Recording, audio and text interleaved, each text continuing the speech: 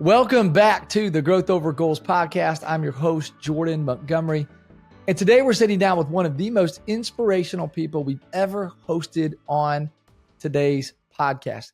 He's inspirational because he's been where so few people have been, and he's gone where so few people have gone. His story might take you by surprise if you're not already familiar with it. He was impactful on a basketball court.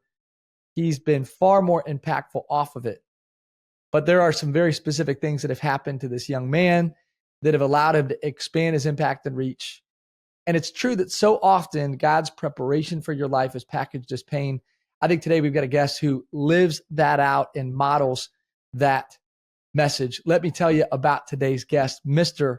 Patric Young. Patric was a state champion in high school. He was a McDonald's All-American, a top recruit that landed with the Florida Gators, was coached by Hall of Famer Billy Donovan. Patric was the SEC Defensive Player of the Year, an All-SEC selection, had an amazing career at the University of Florida, went on to have a great pro career. There was an event in Patric's life in 2022 that changed everything. And while it was tragic, it also set his life into a different stratosphere, allowed him to have a different type of impact and walk with a different type of purpose. Welcome to the show, Mr. Patric Young, man. Thanks for being here. Thank you for having me. This is, it's kind of surreal. I've known of you for a while in the John Gordon circle of just all the super awesome people that he connects with. And obviously you have your own awesome platform, and it's cool to I follow you. And then I get to meet you and I'm like, what? Jordan's here? Heck yeah. Oh, bro, seriously, this is my honor, man. I remember watching you in your days as a Florida Gator. I've been a lifelong, basketball fan, and specifically college basketball. And you played on some of the truly great teams, not just at University of Florida and not just in the SEC, but across the college basketball landscape. And you were a force to be reckoned with. You can't see Patric maybe right now if you're listening to this while you're driving down the road or sitting in your home. If you're just on audio, not video, what you need to know about my guy, Patric, is he is massive. This guy's a ball of muscle, 6'9", just a gigantic human. But hey, the thing that stands out to me about you is your joy. You just live with such great joy. We met at John Gordon's training camp.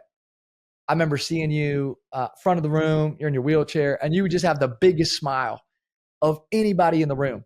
I actually want to start not in your childhood, not in your upbringing, but in your adversity. So if you're okay with it, can we just jump right to June 29th, 2022? Yeah, let's dive in. Where you want to start? So you had this moment that changed everything. You can tell us as much or as little as you want to tell us. This has been well documented. But man, I would love for you just to talk to us about how that moment, how that event changed your life. Yeah, absolutely. Absolutely. So I was in Nebraska, O'Neill, Nebraska with my wife, my fiance at the time. And we were preparing to get married. July 9th would have been the date. And, you know about the Midwest, there's not a lot to do up there. So, I got a little bored, even though I was working a remote job, but it didn't require a lot of things from me on a consistent basis. So a member of the church that Whitney attended, he's like, hey, man, would you like an opportunity to come do some irrigation work? I know, you make some money on the side. So I'm like, sure, man, seems wise and responsible to, make some extra money before getting married. And I was just sitting around in the house all day with the dog, just me and the dog making best friends, and really enjoyed the work. Got up really early in the mornings. We would start at 4:50 in the morning, and we'd be back home around 4 p.m. And you feel like you really did something, got your hands dirty. You're working with all this machinery, and it was just another day, man. In terms of there was nothing special that happened on this day. Nothing that I can say, I wasn't feeling good or X, Y, and Z. Just another day that I was going to put my hard hat on and get some work done. And we were transporting this big piece of machinery called a pivot.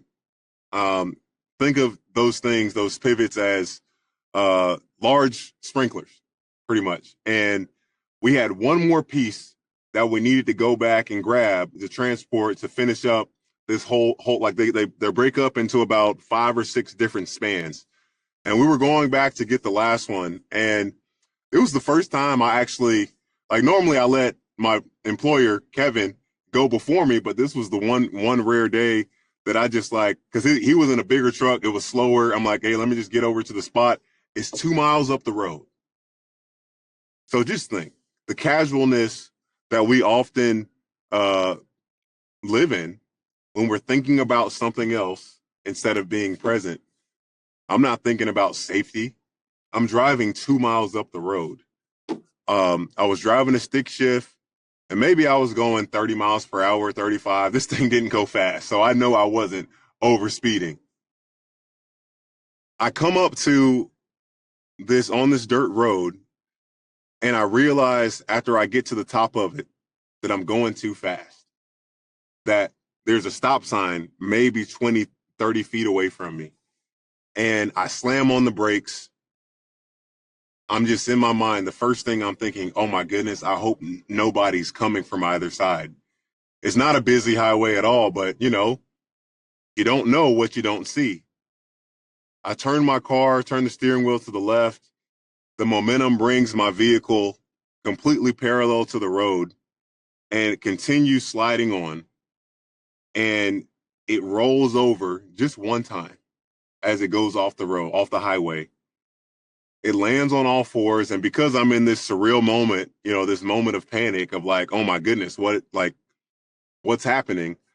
My instinct is to brace myself, which, instinctually you think that's the right thing to do. And yet, because I braced myself and tried to fight that momentum, I was fighting against all that pressure as the car came back down on all fours. I didn't have my seatbelt on, and that's the biggest part. One of the biggest parts I always make sure I mention, because that's something that's embarrassing, humiliating. Like, why didn't I have my seatbelt on? But I'm here to tell the story and to warn people not to fall under that same guise. And I got to own it. I felt a pop in my back, and I immediately knew something was wrong. I immediately knew I needed help, and that I didn't know what that meant, but I just was like, crap, I need help right now. I called Kevin, called my mom, called Whitney. Long story short there, they come and get me out of the vehicle into a helicopter, and they life flight me to Sioux Falls, South Dakota, where I get an 8.5-hour surgery on my back. And 2 rods and 12 screws later, I am now facing this completely new reality. Everything that I had lived and known before was changed, was different. And gosh, I wouldn't know where to start with that journey, Jordan. I really wouldn't. Wow. I mean, I just can't even imagine the reality of, you wake up from the surgery to this new situation, Patric. And I want to ask you, after the accident, you're being life flighted to the hospital. Obviously, you're conscious enough and aware enough to have some conversations with some people you love. What was that moment like, Patric? Just in going to the hospital, did you have any awareness of the fact that you could have a permanent, paralyzing type injury, or no? I was aware on the plane how serious everything was. I didn't hit my head or my neck, so I was fully cognizant. I never went into shock. It was more kind of like I was in disbelief and almost a little angry at the initial part of like, Pat, what did you just do? This can't be real. And I mean, the moment for me that I remember the most, that Whitney, because she had driven straight up there to Sioux Falls, and I think just looking into her eyes there was nothing to say before going into surgery. There was nothing to say. We just knew that we had just both of us. I am the number one person affected, but she's going to be number two because we had planned on, as we said, to do life together. And gosh, just that moment, but also what encouraged me in that time, because it was so much the process. I think sometimes you don't know how to articulate what you're dealing with. Having my mom and my sister there so fast, immediate comfort. They're obviously, of course, they were fearful of what they were going to come and see. Was I going to be, they had no idea, quadriplegic, whatever it may have been. And I just overheard my mom having a conversation one day early, and she's explaining to someone on the phone, yeah, Patrick can't run or whatever, we don't know, but every part of him that was there before that makes him is right there. Ooh. And I don't think she even knew that she was kind of speaking like a prophecy when she said that, but I just felt like, yeah, I am still me. I know, like, I am still me. And that was pretty powerful, man. I can't lie. I get emotional hearing that. Like, just hearing you say that made me tear up. Do you remember the moment, Patrick? Like, was it when you woke up? Did the doctors give you some time after surgery? When did you hear for the first time, hey, Patrick, here's what life could look like moving forward? Well, I think I wasn't even concerned because, you have to deal with so many autonomous things your body does that you don't think about, that now, like, they need to be priority because, when you have a neurologic type injury, like a spinal cord injury, it's not the same case for everybody. And that's what's important to know, that everybody's injury is different. But for the most part, early on, you got to take care of your bladder and your bowels, and your skin. Vital that those three areas they're on top of those because, your quality of life goes down, just if those areas aren't taken care of, if you have, no control over those areas. So, I think the biggest adjustment for me at the beginning, Jordan, it had to be the amount of help I had to ask for and accepting that. Oh man, you go from, for the most part, and we know this as men, we try to be independent and do it all on our own. And just think, I'm 30 years old at the time. Like, absolutely, I probably didn't ask for enough help at that time at 30 years old, but now you're left with no choice. Are you going to fight? Are you going to fight it? Or are you going to accept it? And it was hard to accept, man. The nurses, is there anything else I can do? Is there anything else I can do? And me, can you help me turn in bed? Can you help me grab the remote? Can you, like, just the simplest things that I never thought before I'd need to ask people for help with. So just all of that at first, that kind of is more so because that's right in your face. I had surgeries before in my life, sports injuries. So there was no expectation that I was just going to, like, pop up and heal like that. I kind of knew it was going to be a process, but obviously I didn't know how long that process was going to be. It wasn't until I was transferred to a hospital in Denver, Craig Hospital, one of the top hospitals in the country in regards to spinal cord injuries and neurological injuries. And it was actually when I'm getting close to getting discharged where they said, hey, it's unlikely that you're going to get to rehabilitate again and walk. So, life is not over. They do a good job of that. But prepare yourself for being in a wheelchair for the rest of your life. And, I've heard countless stories, Jordan, of people. So it almost is like I hear what you're saying, but I don't hear what you're saying was my kind of thing. If you know what I mean, Mm. like think of David and Goliath. You Yeah. know, David, what are you doing here? You don't belong. Oh, you're not strong enough. You're not. Look how small you are, David. And he's like, I come in the name of the Lord.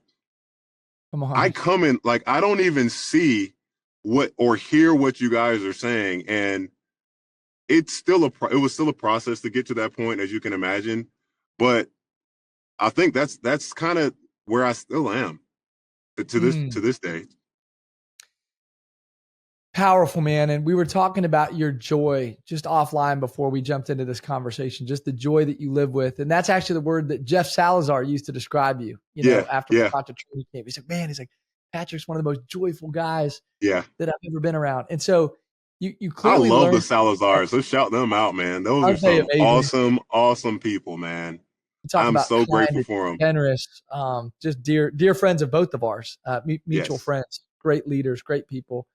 And they described your joy, and John Gordon has described your joy, and Billy Donovan has described your joy.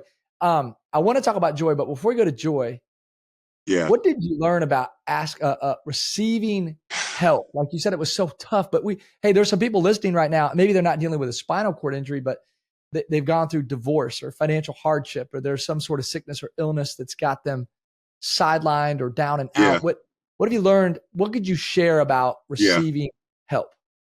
Well, that's a great question, Jordan, because help, that part of receiving help, I think that's actually a symptom of something bigger. And for the people listening, grief shows up for us in all types of ways because it puts this immediate thing in our face of you no longer have that and you can't get it again. Or this now defines you and there's nothing you can do. Something that kind of you have no control over and you have to just live, you got to deal with it now. And yeah, man, like the grief that I experienced, I'm like, I love playing golf. Love the game of golf. Like, dang, I'm sad I can't do that. I love to dance. The idea of, dang, I can't dance with my wife hurts. Uh, Stepping into this one of those things of I was super excited about in becoming a dad. You know, she was 9 years old at the time, and like I freaking love kids. I love this little girl, and I can't play with her in the way that I wanted to. I wanted to, she's really into volleyball now, and I'm like, gosh, man, I would do what every dad would want to do. Like, I want to play volleyball with my daughter. I want to all these things, and I realized at a certain point because grief, when we can find a way to appreciate it for what it was, that I got the opportunity to play basketball. I got the opportunity to find things that I love. I have great relationships, and it kind of helped me separate, all right, I can't do this, but I still have this, and that's way more important. I still have great Mm. friends and families, etc.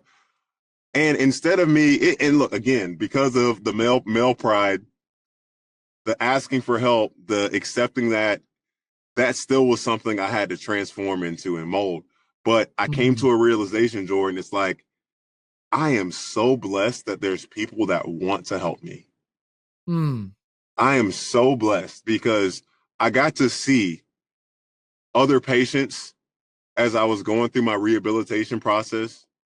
And maybe it was just a husband and a wife. Maybe it was just a young kid and just his mom. And they had no medical, like my mom was a nurse. My sister's a physical therapist. My dad, he's not medical, but my dad has a helper, a soul of a servant, of a helper. Mm. Sometimes he helps a little too much, if you know what I'm saying. But I say that because I think the grief and the bitterness and the just right in your face of, yeah, you can't do that anymore. Like, yeah, absolutely. That's going to hit. But when you can get a chance to get underneath that, Mm. you say, I said, like, okay, yeah, I'm not going to be the husband in the way that I envisioned. But maybe that was just, those are certain areas, but I can still be a great husband. I can still be a great Mhm. dad. I can still be a great friend, a son, and it might look different. It might look Mhm. different. But as you know this, as I hope everyone listening knows this, time is really our most valuable asset. And Mhm. us being able to have the ability to invest it into the things that mean the most to us, I think that's what life's about, man. And I hope it's relationships and experiences more than Mhm. things. Way more than things. Yes. Well, bro, you clearly were on a journey and are probably always going to be on a journey on some level of acceptance, right? I mean, that's a process, and grief is a process. And I love what you said about time, but clearly you've accepted it to the point where you can genuinely have great joy in your circumstance. Yeah. And I love James 1, the scripture talks about considering your trials as pure joy. And we hear that and we're like, but how? Like, how could I, How? How? how do I equate joy with suffering? But I think about you as someone who's a great example of finding joy on the other side, or even maybe in the process of suffering. When we were talking offline, Patrick, I want people to hear this. I said, Patrick, you're so joyful. And you said, man, I just never want anybody to think that it's fake. So talk to us about where your joy, your genuine joy comes from. Yeah. So the first and foremost, I'm remiss if I don't just mention my father and how he exemplified that for us all the time with how he treated people, strangers. And my dad's not the most articulate or the smartest or any of those, which it doesn't matter. But it doesn't matter if he forgot your name or he's never met you. He treats everybody with a level of respect and kindness. Um, that I mean, he was in a school teacher as a PE coach for 25 years, and Mm. the number of people I've run into throughout my life that were like, "Hey, are you Coach Young, son? Are you Coach Young, son?" Man, he was just such a great. He was so, and it's almost like, how can you not be positive when one, everybody loves your dad. I love my dad, so Mm. everybody loves my dad. And he set this great example for me. And not that my mom is negative or anything like that. My mom is fantastic, but my mom is more like, she's not snuggly, if that makes my mom's Mm. not like, love of physical touch. That's not her love language, but and my mom as a nurse in the hospitals, like, you have to be very, you can't be emotional when you're in the Mm. hospital. You got to be direct, kind of matter of fact, because you're dealing with saving people's lives.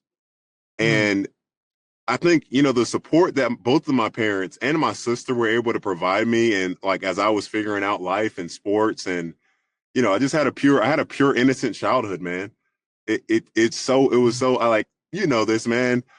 Grew up, no, I'm a millennial, so the internet was just kind of coming up as I was growing up.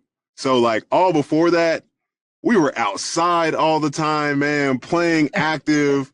Like I think we would sometimes call, hey, Miss Morris, is blah blah blah home? All right. Or I mean, you just show up outside and you see the boy and you see the boys. So that Mm. definitely was and I've always been, for the most part, a positive.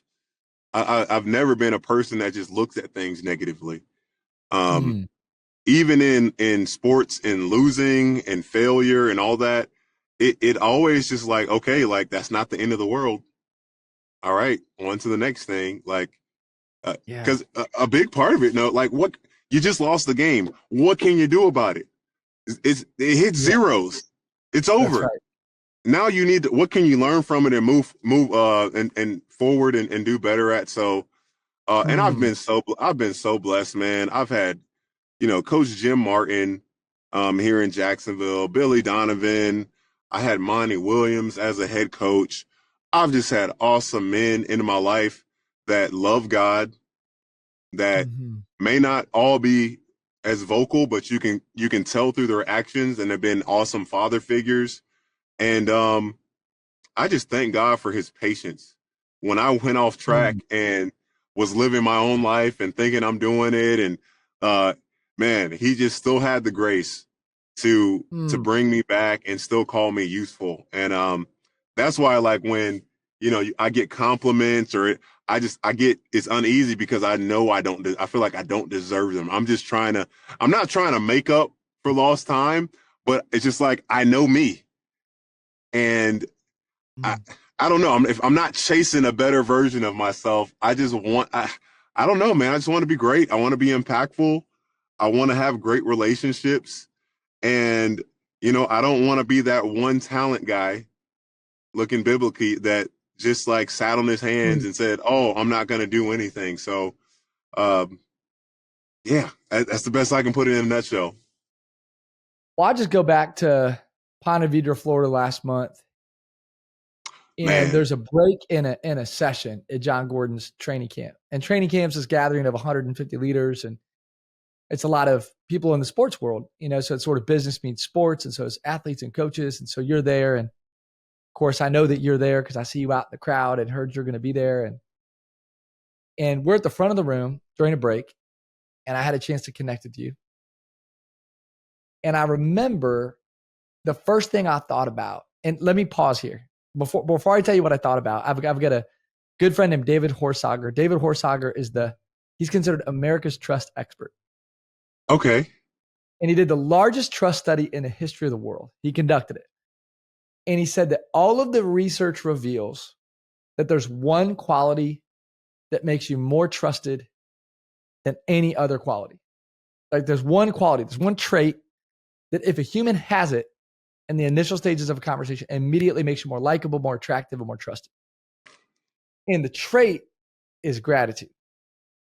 And mm, I remember seeing you at the front of the room, and you just had the biggest smile. And I was like, "Oh, Patric, man." And you're like, "Man, it's so good to be here." You're like, I just love being in this room." And you're like, "Man, yeah, and I remember when you said, "Oh, I've loved following your content." And I'm like, "Man, this is Patric Young. Like this guy's been all over the place, done things at such a high level, and has this crazy story." And like you were so quick to encourage me. And so I see in you not just great joy, but a spirit of real, genuine yeah, gratitude. And so I just want to encourage you in that, man. Even yeah, in your circumstance, I think you found a man. way to be so truly grateful. And I want our audience to hear that that's not just lip service. Well, I'm so glad you brought that up because one thing you may not have known, and first thing is, yeah, how could you not be excited first off of being in that room with everyone that was in it? That was pretty easy, Crazy room. Crazy room. But so my journey went, the accident and everything that happened in 2022, and certainly I thought that's got to be the hardest thing I'm gonna go through in my life. Had no idea. Like, have you ever felt like, okay, look, okay, God, like I've hit the quota. I've hit the quota for hard stuff. Good. Oh man, Good. like not that it's gonna be a breeze, but I just know, what else could be harder than this? Mm. 2023, I spent 150 days in the hospital. 150 days, 128 days straight. Mm. And my spirit at the beginning, I was extremely positive, like didn't think I was going to be there that long. Um, I was really sick. I mean, I checked into the hospital when I had 105.3 fever. Like, Oh. if I probably would have waited, I don't know how many more hours or day, I don't think you and I would be here having this conversation. Um, Mm. and as my positivity and optimism about the situation just started to get less and less and a little bit deflated, um, I experienced depression and apathy, and apathy is a scary, terrible place to be. Um, Mm. if there's anyone listening that's dealing with this level of, I kind of just don't care what it is, whatever's going to happen. I pray that God puts somebody on your heart to call to, because, there was a therapist there. I will never forget her name, Dr. Alexis Rojas. There was one day I'm just like hiding under the sheets in my room, and I was tired. I was tired too, and I skipped a few sessions with her, or just was trying to avoid her, and she wasn't leaving. She was like, no. She's like, no. I know you need me. I know you need some help, and she got me to start what we did, and I love this tool so much.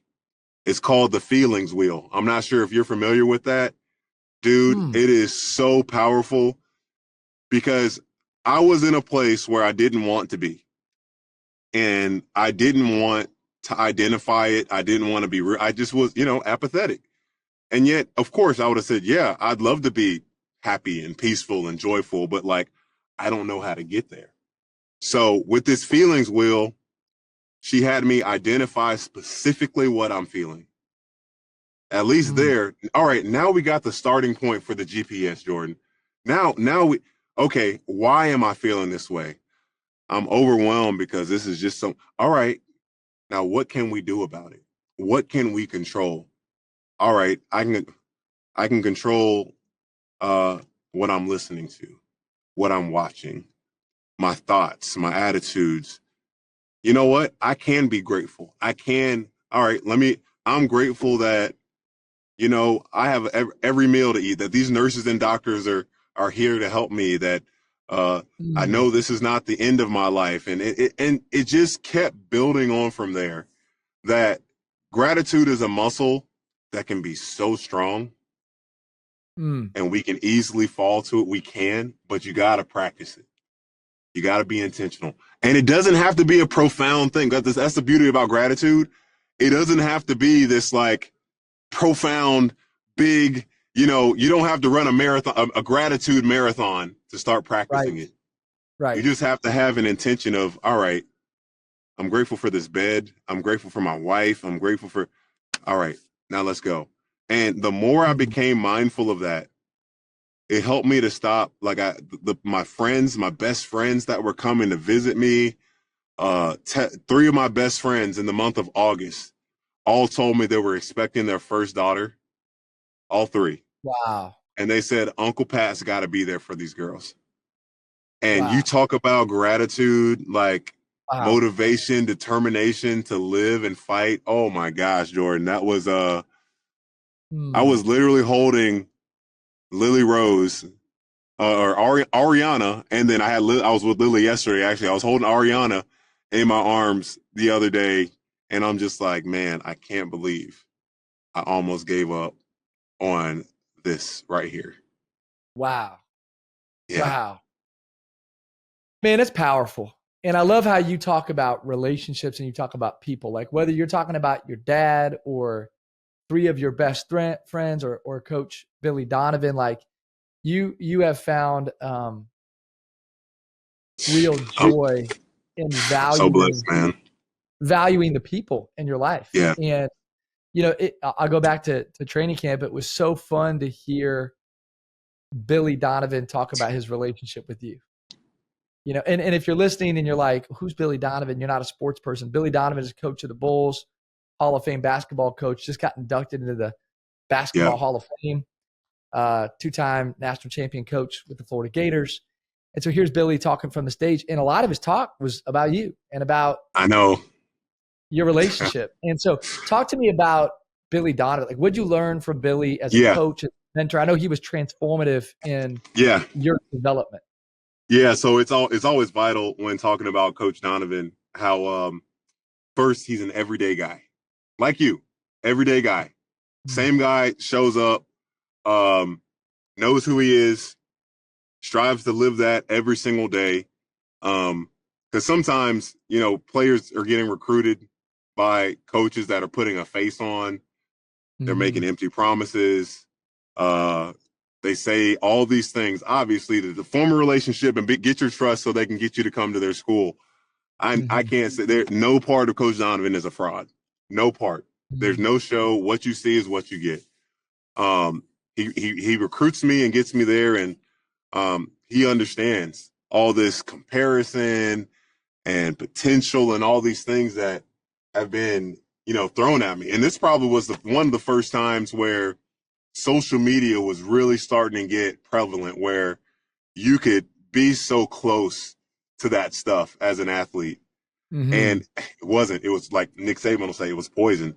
It was poison because it started to fill in my head.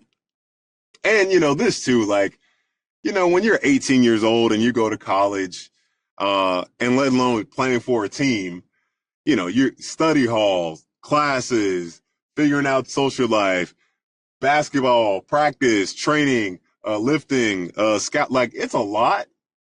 And because basketball wasn't going, like that was the one thing I thought, oh, this is going to be a breeze.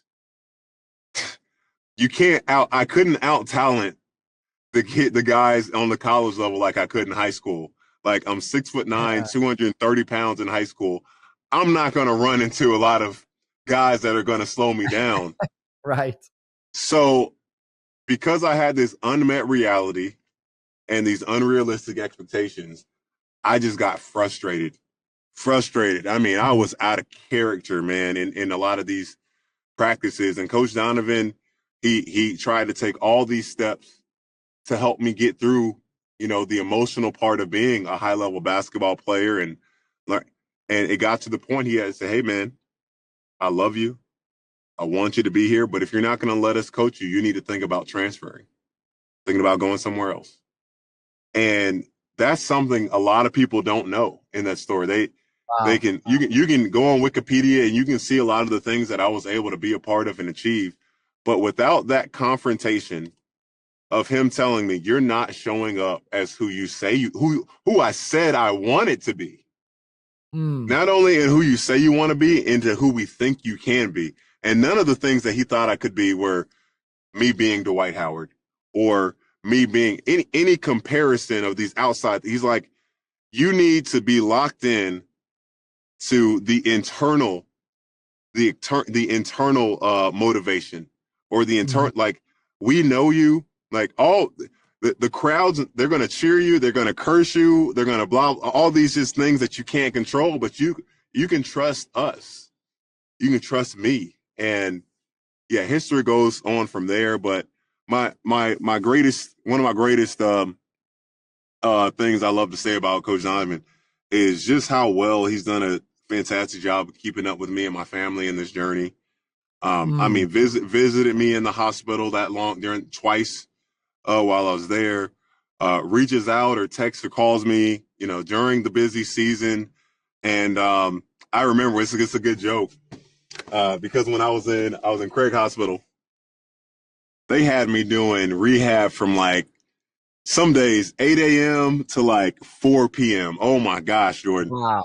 And I remember Coach Donovan called me and I was like, Coach, if I would have worked this hard in college, I would have been a top 15 draft pick. I wish I would have worked that hard in college, but you know what you know. And I'm just so grateful for that relationship and to see him. And this is what's really cool. So who just won the NBA championship? Oh man, come on, OKC. Mark Daigneault was a graduate assistant my junior year and senior year at the University of Florida under Coach Donovan. I am not surprised, and I hope you can get him on the pod, man. You want to talk about an incredible human being? He gets it. I'm not surprised at all to see him at the NBA level, but my man just won a championship. Like, wow. What? Wow. That's crazy. That's a story. Yes. I did not know that connection. Yes, man. He was a G League when Coach Donovan was the head coach of the Thunder. He was with his staff, and then Mark got the head coaching job for the G League team. And then, Coach Donovan left after some time, and Mark Daigneault gets the job. And what now, 5 or 6 years later with the job, NBA champion, and so projected to get another one next year. Favored to win it again next year. No, they're building a dynasty, aren't they? I mean, it's unbelievable. But when you say that about Billy and Coach Donovan, I think great coaches bring people with them. They help other people become bigger. Like John Maxwell always says, big people make people bigger. And clearly Coach Donovan made you bigger, think bigger, challenged you. Clearly has done that for a lot of people. Yeah. I love how you talk about that relationship. I think it's like Tom Brady. When Tom Brady stepped it, because Josh Wells, he's a football player. Yeah, It was Josh is a for friend. Yeah. Josh talks. It's so good. It's so good. Josh talked about when Tom Brady came into the room, it raised the standard of everybody.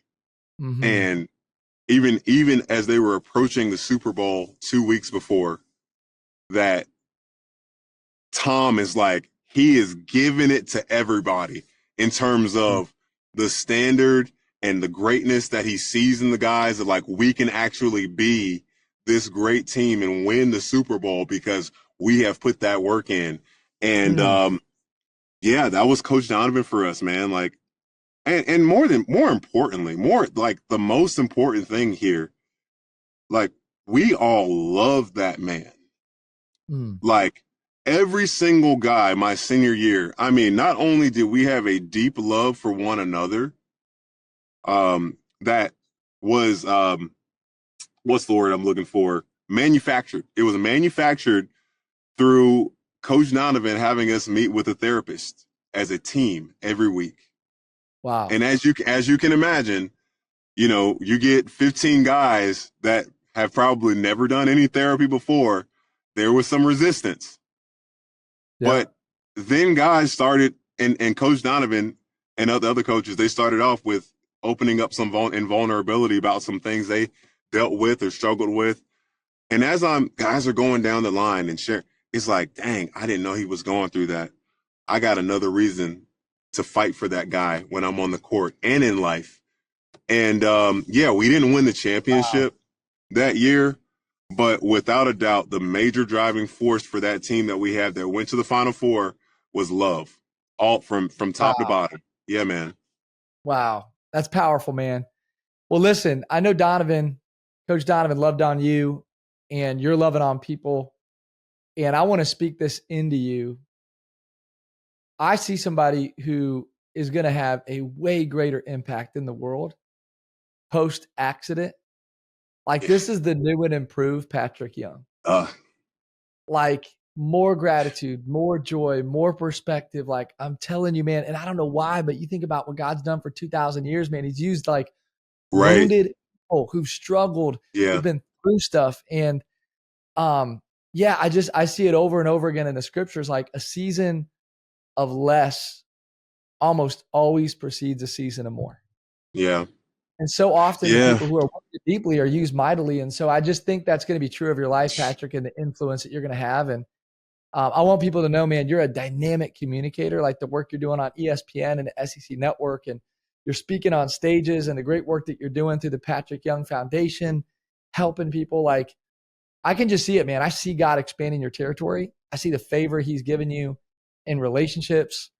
I see your talent and how you connect with people. And I'm just excited to watch you write these next chapters in the story that is Patric Young. So I want you to hear that, man, and just be encouraged. I am encouraged. And yeah, it's David Pollack. He's another one of my favorite. I've never met him, but I've listened to him on the airwaves. He used to do game day, and I think him getting let go of game day helped him to really step into his faith and his speaking. He talked about, David Pollack was first round draft pick out of Georgia, linebacker, projected to be, this great player. Has a solid first year, and then his second year makes a tackle and he breaks his neck. Told, you're never going to play football again. And I can't dive in because I just don't remember all the things that came out. But the one thing that resonated with me, he said, breaking my neck was the best thing that ever happened to me. And I'm not quite yet at that point where I can say this is the best thing, but the person, this doesn't happen. This doesn't happen. The foundation doesn't happen. The relationships that I have, the people that I've met, the places I've gotten to go, the person that I am now, the transformed man, like you were talking, I wish I could have known you before the injury. I don't want you to know that guy. Not that that guy was a bad guy, but in terms of intention and purpose and clarity, and I'm still a work in progress, man, but it's undeniable, Jordan, the goodness that God is and the grace he's given me to just keep going. Gosh, he's got me in a season right now. I'm living with my parents, and it's temporary, but can I honor them? Can I not look at this situation like, oh, I can't wait till I'm out the house? Like, no, those are my one and only parents, my, two only parents I'm ever going to have in life. How can I still love up on them and be responsible at home before I go? Yeah, Deion Sanders, you got to take care of what's at home before you worry about what's in the world. So if there's anything you're going to be praying for me about, just to keep loving up on my parents. Yeah, man. Well, I will be praying about that. And hey, let's just pray about that now before we end the episode. I'd love just to pray over you, your future. Absolutely. And your relationship with your parents. So let's just do that together before we sign off. Can we do that? Absolutely.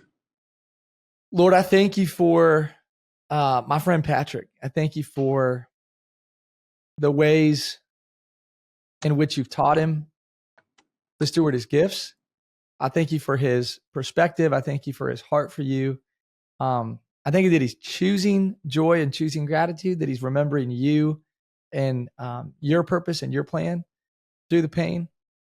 I pray that you would continue to open doors for him to impact and serve others, that you give him great favor, that the wind would be at his back, that you'd expand his territory, not to make his name great, but to make your name great, that he'd continue to win in relationships, and that he would honor his parents, just in the situation that he's in, that he'd honor his parents, that he'd do great work inside the walls of his home, and that you'd allow him new opportunity as he reaches more people from a stage, one to many, one to one, through his book, through his nonprofit work. I just thank you for this brother. Thank you for his kind heart, his gentle spirit. Bless him, Lord. Keep him safe. Allow him to love you more and trust you more as each day passes. In Jesus' name, amen. Amen. I appreciate you, man. I'm thankful. I ain't gonna lie, this is the best podcast I've ever done. Well, I'm telling you, man, you're just such a privilege to spend time with. Like, I hear you, like, literally as I'm talking to you, I'm thinking about my family and like hugging my kids and loving my wife harder. Man. You want to spend time with people that make you think like that. I'm not thinking about another speaking engagement or a book or a professional opportunity. I'm thinking about just loving people harder. And you had that kind of effect on me today. Shoot. So thank you, man. You said it from the stage when John said that, how he defines success of being loved and respected most by the people that know you the most. And dude, I've carried that with me ever since I heard you say that. Well, I can tell it rings true in your life. You are respected most by people that know you the best, and keep being you, man. I'm a fan of yours. Love your heart.